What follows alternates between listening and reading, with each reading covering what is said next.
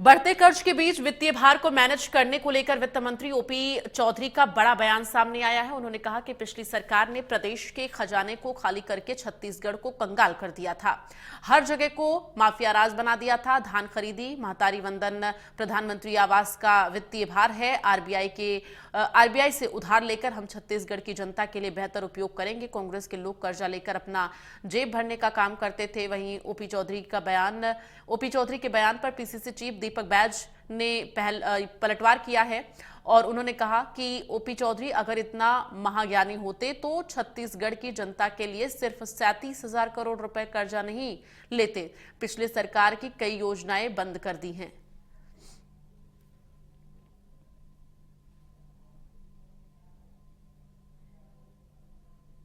पिछली सरकार प्रदेश के खजाने को खाली करके छत्तीसगढ़ को कंगाल बना करके गई थी और इन्होंने माफिया राज हर जगह चलाया था।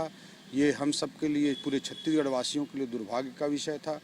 पुराने जो स्कीम्स हैं, जो पुराने जो वेतन है, सैलरी है, जितने वित्तीय बर्डन हैं वो सब तो चल ही रहे हैं। उसके अलावा धान खरीदी पर 3100 रुपये का अतिरिक्त भार, 21 क्विंटल का अतिरिक्त भार, महतारी वंदन योजना का अतिरिक्त भार, प्रधानमंत्री आवास योजना का अतिरिक्त भार वित्तीय रूप से निश्चित रूप से पड़ा है। बट मैं यही कहना चाहूँगा कि जो आरबीआई के नॉर्म्स हैं उसी के अनुसार कर्जा लिया जाएगा और जो कर्जा है वो छत्तीसगढ़ के जनता जनार्दन के हित में उसको प्रयोग किया जाएगा। कोई कितना भी कर्जा नहीं ले सकता। FRBM एक्ट है, उसके अनुसार ही कर्जा ले सकता है कोई भी राज्य।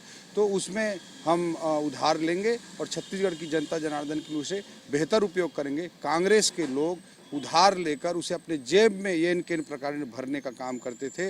विष्णुदेव साय जी की सरकार जो भी कर्ज लेगी उससे ज़्यादा, कई गुना ज़्यादा जनता के हित में काम करेगी। ओपी चौधरी अगर उतनी महाज्ञानी होते तो मुझे नहीं लगता है कि छत्तीसगढ़ की जनता के लिए सिर्फ 6 महीने में 37,000 करोड़ रुपया कर्जा लेते। आखिर क्यों?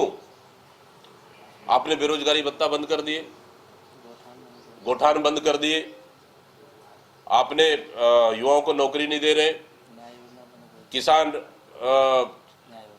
राजीव गांधी किसान न्याय योजना चौथी किस्त आपने नहीं दिए। पिछली सरकार की जो योजनाएं थी सीधा जनता से डायरेक्ट जुड़ी हुई थी, उनकी तो पूरी योजनाएं बंद कर दिए। फिर उसका पैसा जा कहाँ रहा है? न पंचायतों में 1 रुपये काम नहीं, नगरीय निकाय में 1 रुपये काम नहीं। आखिर पैसा जा कहाँ रहा है?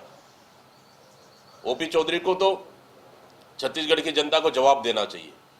कुल मिलाकर छत्तीसगढ़ की खजाने, यहाँ के छत्तीसगढ़ की जनता की गाड़ी कमाई को भारतीय जनता पार्टी के नेता पूरी तरह से लूटने में लगे हैं और उसी का नतीजा है कि आज छत्तीसगढ़ को कर्ज के बोझ तले इन्होंने दबा दिया और छत्तीसगढ़ का हर एक व्यक्ति इस सरकार में कर्ज में डूबा हुआ है और उसी का नतीजा है कि आज धान नहीं खरीद पा रहे, युवाओं को नौकरी नहीं दे पा रहे। फिर आखिर जा कहाँ रहा है पैसा?